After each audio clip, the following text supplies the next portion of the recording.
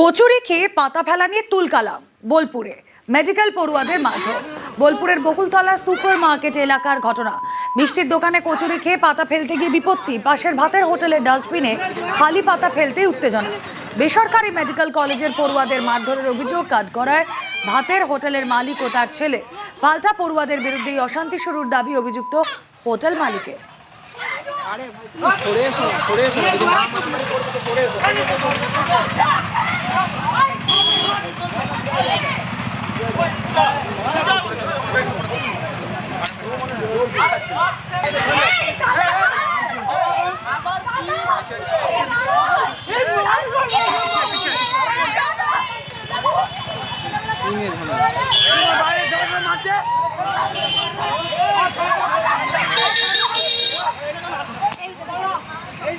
ডাস্টবিনটা হচ্ছে আপনজন হোটেলে ছিল, সর্বমঙ্গলা থেকে খেয়েছি। জাস্ট এইটুকুর জন্য আমার গায়ে এরকম মারা হয়েছে আগে, তারপর আমাকে মারা হয়েছে। তো লোকটা ঝামেলাটা লোকটা শুরু করেছে, তারপর আমাদেরকে মারা হয়েছে। এখানে কে করেছে ওটা? কে করেছে? দোকানের লোকগুলো, লোক ডেকে এনে ছেলে ডেকে এনে ঝামেলা করেছে আমাদের সাথে। সর্বমঙ্গলা খেয়েছে, এখানে নোংরা ফেলেছে। আমার বাবা বলে নোংরা ফেলো না, তারপরে আবার এসে ফেলে না, বাবা বলে তুলে উঠে ফেলো, শুনে না, ঠিক আছে ছেড়াটারি করে গাল দেয়। বাবা নোংরা তুলে গায়ে লাগিয়ে দিয়েছে, তারপরে মারতে শুরু করে, তারপরে মেরেছি। আপনাদেরকে মারধর করেছে? হ্যাঁ, ফার্স্টে মেরেছে, এখন মেরেছি। সবরদের স্বনির্ভর গোষ্ঠীর জন্য টাকা বরাদ্দ করেছে রাজ্য সরকার, সব মিলিয়ে প্রায় 1,85,00,000 টাকা। অভিযোগ, এই টাকা পকেটে ঢুকিয়েছেন সবরদের স্বনির্ভর গোষ্ঠীর সম্পাদক। তৈরি করেছেন 5 তলা বাড়ি। আর এই নিয়ে ঝাড়গ্রামের স্বনির্ভর গোষ্ঠীর অফিসে বিক্ষোভ।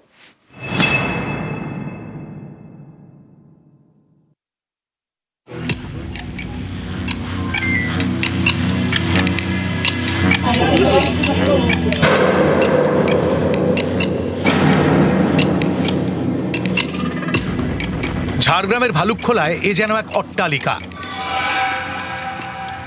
গ্রামের মধ্যে 5 তলা বাড়ি।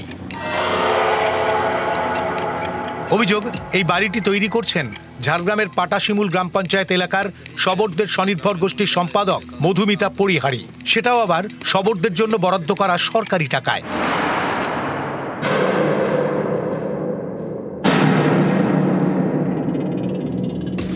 পাটাশিমুল গ্রাম পঞ্চায়েতের মোহনপুর, লোহামেলা এবং মন্টিপা, এই 3টি গ্রামে থাকেন কয়েকশো সবর। তাঁরা যাতে পশুপালন এবং নানা কাজ করে রোজগার করতে পারেন, সেই লক্ষ্যে সবরদের স্বনির্ভর গোষ্ঠীর জন্য টাকা বরাদ্দ করে রাজ্য সরকার। সেই টাকা ঢোকে স্বনির্ভর গোষ্ঠীর অ্যাকাউন্টে। সবরদের দাবি, দফায় দফায় অ্যাকাউন্টে ঢুকেছে প্রায় 1,85,00,000 টাকা, কিন্তু এই টাকা সবরদের দেওয়া হচ্ছে না, কেউ কাজও পাচ্ছেন না। অভিযোগ, সবটাই আত্মসাৎ করেছেন স্বনির্ভর গোষ্ঠীর সম্পাদক মধুমিতা পরিহারি এবং অ্যাকাউন্ট্যান্ট নির্মলা মাহাতো। এও অভিযোগ, সরকারি টাকা হাতিয়েই ঝাড়গ্রামের ভালুকখোলায় স্বনির্ভর গোষ্ঠীর সম্পাদক বিশাল বাড়ি তৈরি করছেন। সবরদের জন্য বরাদ্দ টাকা হাতানো হয়েছে। এই অভিযোগে বুধবার সবররা ঝাড়গ্রামে বিক্ষোভ দেখান।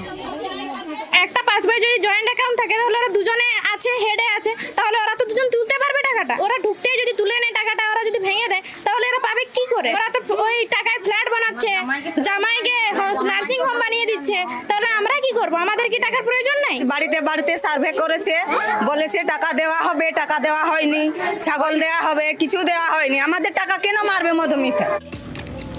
ঝাড়গ্রামের সবরদের দাবি, সম্প্রতি একটি মুচলেখা দেন তাদের স্বনির্ভর গোষ্ঠীর সম্পাদক। সেই চিঠিতে সরকারি টাকা আত্মসাতের অভিযোগ তিনি স্বীকারও করেছেন। টাকা অ্যাকাউন্টে আছে, বললো যে একবারে সব টাকা জমা হলে তারপরে ছাড়বে। মানে ছাগল বিলি করার বা ওদের যা 5,000 করে দেওয়ার আছে, 5,400 কত টাকা, কিছু টাকা নিয়ে আমি এখানে মহাসংঘের বিল পাচ্ছিলাম না বলে পেমেন্ট করেছি। এসে যাবে তাড়াতাড়ি বলে দিয়ে দেবো, ঠিক করেছি। আসতে দেরি হয়েছে বলে দিতে পারিনি, হয়তো আর 1 সপ্তাহের মধ্যে টাকা পেমেন্ট হয়ে যাবে। ব্লকের ইনভলভমেন্ট নেই, আমরা মানে মেটানোর চেষ্টা করেছিলাম, ওনাকে টাইম দিয়ে যাতে উনি দিয়ে দিতে পারেন। বোঝানো হয়েছে, উনি কিছুটা টাইম চেয়েছিলেন, কিন্তু এখন উনি দিয়ে উঠতে পারেন। স্টেপ নেওয়া হবে কি? আমি সেটা করে দেবো। নিতে হবে যদি ওরকম যদি না করেন, তখন আমাকে তো নিতে হবে। ঝাড়গ্রাম থেকে রাজু সিং, নিউজ 18 বাংলা।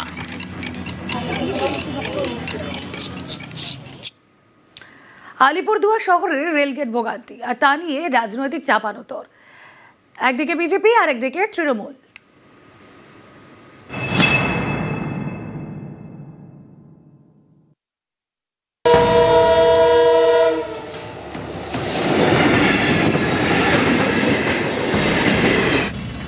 আলিপুরদুয়ার শহর এই শহরের মাঝখান দিয়ে গিয়েছে রেল লাইন। আলিপুরদুয়ার জংশন থেকে রোজ একাধিক প্যাসেঞ্জার ট্রেন, এক্সপ্রেস ট্রেন এবং মালগাড়ি এই লাইনের উপর দিয়ে চলাচল করে।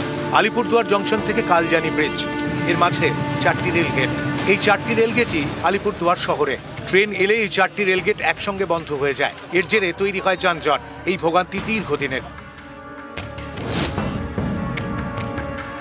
শহরের মাঝখানে যে একটা রেল লাইন আছে, সেই রেল লাইনটা কিন্তু দুভাগ করে দিয়েছে আলিপুরদুয়ারকে। হয়তো এমন কোনো জায়গা নেই যে সেখানে হয়তো আন্ডারপাস করা যেতে পারে কিংবা ফ্লাইওভার হতে পারে। আমার মনে হয় না যে কোনো জায়গা আছে। যদি আলিপুরদুয়ারবাসী আমাদেরকে কনসেন্ট দেয়, তাহলে এই রুটটা চেঞ্জ করে আমরা অন্য রুট করতে চাই। আমরা একটা কনভেনশন ডাকবো, ডেকে নিয়ে সকলের কনসেন্ট নেব। রেল যখনই যায় মানুষকে ভোগান্তি হতে হয়। তো সুতরাং মনস্তিজ্ঞার এই ভাউতামি মানুষ বুঝে গেছে। এটার সমাধান আমরা বলছিলাম কোথাও ফ্লাইওভার করা হোক, কোথাও হচ্ছে সাবওয়ে করা হোক, বা ট্রেনের লাইন উঠিয়ে দেওয়া হোক, বা বিকল্প পথ চালু করা হোক। তখনও আমরা বলেছি, কিন্তু কোনো কাজের কাজ কিছু হয় নাই। সুতরাং মনস্তিজ্ঞা নির্বাচন আসলে এগুলা বলবে, আবার নির্বাচন চলে যাবে, তাদেরকেও খুঁজে পাওয়া যাবে না। হাসপাতাল, জেলা প্রশাসনের অফিস, থানা, আদালত, স্কুল, কলেজ এসব জায়গায় যেতে হলে কোনো না কোনো রেলগেট পেরোতে হয়। অভিযোগ, রেলগেট একবার পড়লে উঠতেই চায় না। এর জেরে আলিপুরদুয়ার শহরে তীব্র যানজট তৈরি হয়। রেলপথটা আন্ডারপাস করার ব্যবস্থা করা হোক। রেলপথটা থাক, কিন্তু আন্ডারপাস করে দেওয়া হোক। রেলপথ উঠবে কেন? এই সাইডে না হবে, ওই সাইডে হবে। যেখানে জায়গা আছে সেই প্লেস দিয়ে হবে। একটা আন্ডারপাস ইমার্জেন্সি অ্যাম্বুলেন্সের জন্য তো দরকার। মানে যে কোনো একটা পরিকল্পনা নেওয়া উচিত আর কি এই জায়গা, এই গেটটার জন্য। কেন এখানে যে পরিস্থিতি হয়, অ্যাক্সিডেন্ট হচ্ছে, তারপরে লোকের পেশেন্ট নিয়ে যেতে পারতেছে না, হাসপাতালে যেতে গেলে পেশেন্ট এখানে আটকে যাচ্ছে গেটে। শহরের মাঝখানে যে একটা রেল লাইন আছে, সেই রেল লাইনটা কিন্তু দুভাগ করে দিয়েছে আলিপুরদুয়ারকে। হয়তো এমন কোনো জায়গা নেই যে সেখানে হয়তো আন্ডারপাস করা যেতে পারে কিংবা ফ্লাইওভার হতে পারে। আমার মনে হয় না যে কোনো জায়গা আছে। যদি আলিপুরদুয়ারবাসী আমাদেরকে কনসেন্ট দেয়, তাহলে এই রুটটা চেঞ্জ করে আমরা অন্য রুট করতে চাই। আমরা একটা কনভেনশন ডাকবো, ডেকে নিয়ে সকলের কনসেন্ট নেব। রেল যখনই যায় মানুষকে ভোগান্তি হতে হয়। তো সুতরাং মনস্তিজ্ঞার এই ভাউতামি মানুষ বুঝে গেছে। এটার সমাধান আমরা বলছিলাম কোথাও ফ্লাইওভার করা হোক, কোথাও হচ্ছে সাবওয়ে করা হোক, বা ট্রেনের লাইন উঠিয়ে দেওয়া হোক, বা বিকল্প পথ চালু করা হোক। তখনও আমরা বলেছি, কিন্তু কোনো কাজের কাজ কিছু হয় নাই। সুতরাং মনস্তিজ্ঞা নির্বাচন আসলে এগুলা বলবে, আবার নির্বাচন চলে যাবে, তাদেরকেও খুঁজে পাওয়া যাবে না। আলিপুরদুয়ার থেকে রাজকুমার কর্মকার, নিউজ 18 বাংলা।